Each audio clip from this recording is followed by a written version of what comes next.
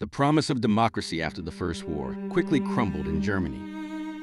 The new Weimar Republic struggled to establish stability amidst deep societal divisions and lingering resentment from the Treaty of Versailles. This nascent democracy faced immense challenges from its inception, fostering an environment of uncertainty and disillusionment. Then, the global economic depression struck in the late 1920s, severely impacting Germany. Already burdened by war reparations and economic instability, the nation spiraled into an unprecedented crisis. The economic downturn exacerbated existing social and political tensions. Widespread economic devastation became a stark reality for millions. Factories closed, farms failed, and unemployment soared across the country. Many found their livelihoods evaporating before their eyes. Millions lost their jobs, leading to widespread poverty and desperation. Families struggled to put food on the table, and the future seemed bleak for an entire generation. This economic hardship eroded trust in the democratic system. Businesses failed at an alarming rate, dismantling the economic fabric of society. Small enterprises, once the backbone of communities, vanished. This collapse created a vacuum of opportunity and hope. The traumatic memory of hyperinflation earlier in the decade meant that many Germans had already seen their savings wiped out. This historical context amplified the fear and despair during the Great Depression. Financial security became an illusion for most. This profound hardship created fertile ground for extremist ideologies. People sought radical solutions to their seemingly insurmountable problems. The desperation of the era made them vulnerable to promises of quick fixes and scapegoats. Amidst this national crisis, the Nazi Party emerged, led by Adolf Hitler. They skillfully exploited the widespread despair and frustration prevalent throughout German society. The Nazis presented themselves as the nation's saviors. They offered simplistic, yet dangerously appealing solutions to complex problems. Their rhetoric was designed to resonate with those who felt abandoned by the existing political order. This simplicity belied the destructive nature of their agenda. Scapegoating became a core strategy in their ascent to power. The Nazis masterfully diverted public anger and fear towards designated enemies. This tactic allowed them to unify a diverse and discontented populace. They systematically blamed Jews for Germany's economic woes and societal decay. This ancient prejudice was revived and weaponized, creating an internal enemy. It served as a convenient explanation for complex issues. Communists were also demonized as a threat to national unity and traditional values. The fear of a communist revolution played into the anxieties of many Germans. The Nazis positioned themselves as the bulwark against this perceived danger. Furthermore, the Treaty of Versailles was constantly invoked as the source of Germany's humiliation and economic suffering. This narrative tapped into a deep vein of national resentment. It offered a clear target for collective anger. This carefully constructed narrative resonated powerfully with a population desperate for answers and stability. The Nazis provided a clear explanation for their suffering, even if it was based on lies and hatred. They promised a return to order and strength. Propaganda quickly became the Nazis' most potent weapon in shaping public opinion. It was an instrument designed to control thought and emotion on an unprecedented scale. Joseph Goebbels, the Minister of Propaganda, meticulously crafted their message. They utilized every available media channel to disseminate their ideology. This ensured a pervasive and inescapable presence in daily life. No corner of society was left untouched by their message. Radio broadcasts brought Hitler's speeches and Nazi doctrine directly into German homes. It was a new and powerful medium, allowing for direct communication with millions. The airwaves became a conduit for control. Newspapers, once diverse, were systematically co-opted or shut down. The remaining publications became mouthpieces for Nazi ideology. Information was tightly controlled, and dissent was silenced. Film was employed to create grand spectacles and convey specific messages. Documentaries and feature films alike promoted Nazi values and demonized their enemies. Cinema became another tool for indoctrination. The Nazis crafted a compelling narrative that promised a glorious future for Germany. This vision appealed to national pride and a longing for greatness. It painted a picture of a revitalized and powerful nation. Central to this narrative was the concept of national pride.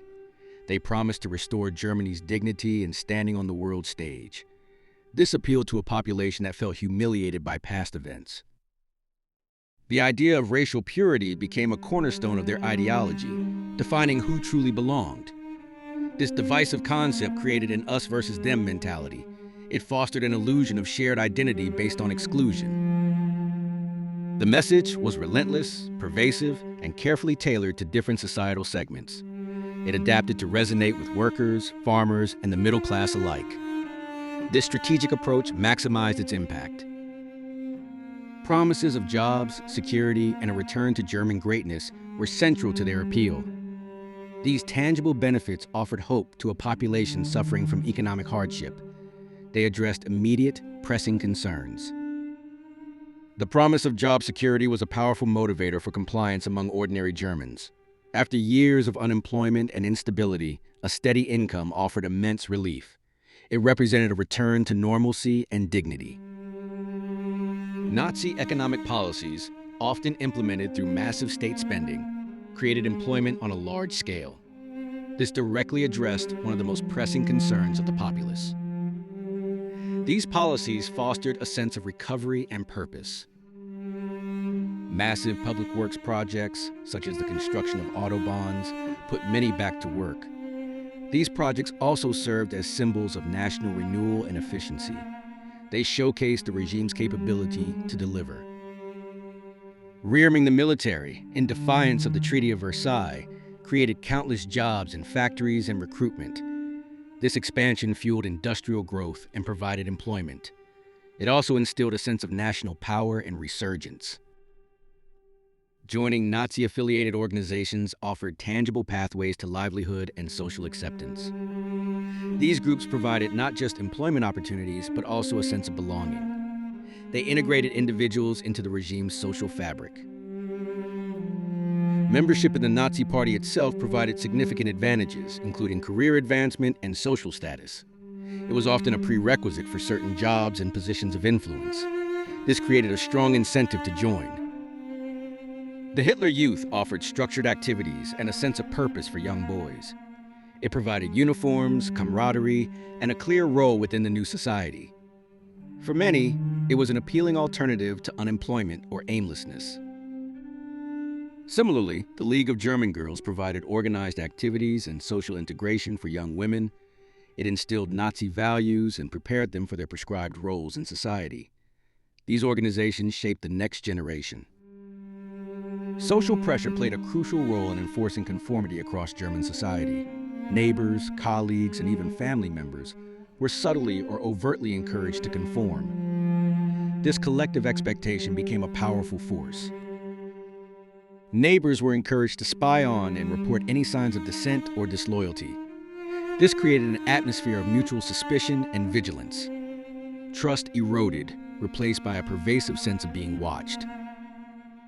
Conformity became a crucial survival mechanism for ordinary citizens. Standing out or expressing opposition carried significant risks. Blending in offered a degree of safety and stability. The risks of speaking out against the regime were severe and often deadly. Open criticism could lead to imprisonment, torture, or even death. This threat loomed large over everyday interactions.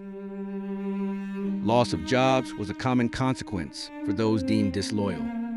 Employment became conditional on political allegiance. Many faced destitution if they failed to comply. Loss of homes and property could also follow political disfavor. The regime had the power to seize assets from perceived enemies. This vulnerability pushed many towards silence. Ultimately, loss of life was the gravest risk for those who dared to resist. The machinery of state repression was designed to crush all opposition. This ultimate threat enforced widespread obedience. Silence, or outward compliance, thus became the societal norm. People learned to self-censor and present an image of loyalty. This widespread acquiescence allowed the regime to consolidate its power unchallenged.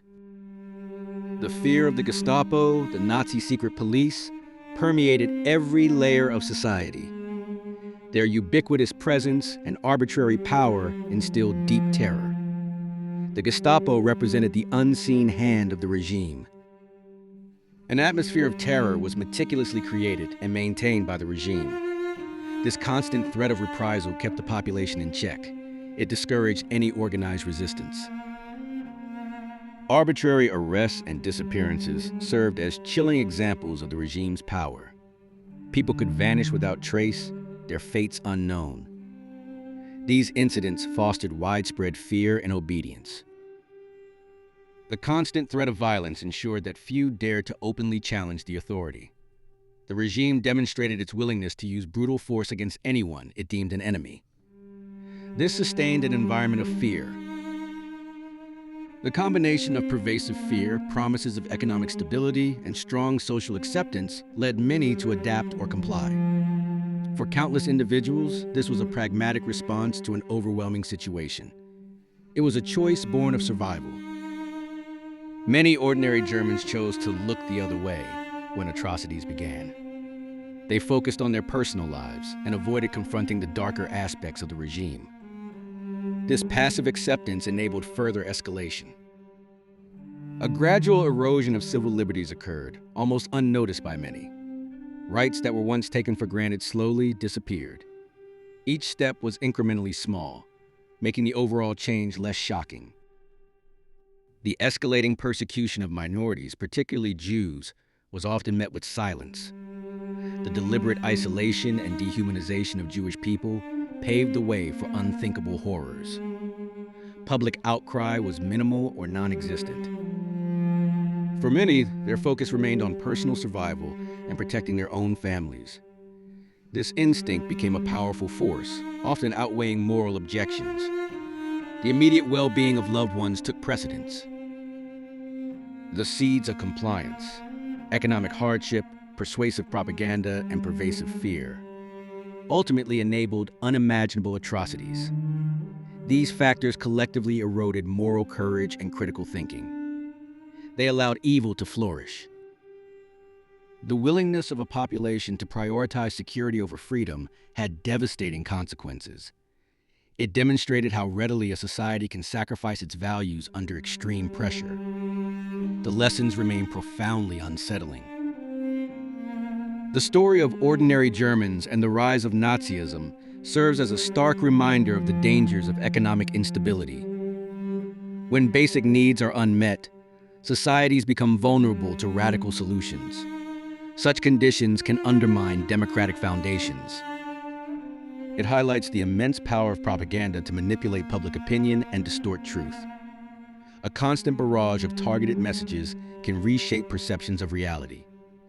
Critical thinking is essential to resist such manipulation. This historical period underscores the inherent fragility of democracy. Without constant vigilance and active participation, democratic institutions can be dismantled. The slide towards authoritarianism can be swift and subtle.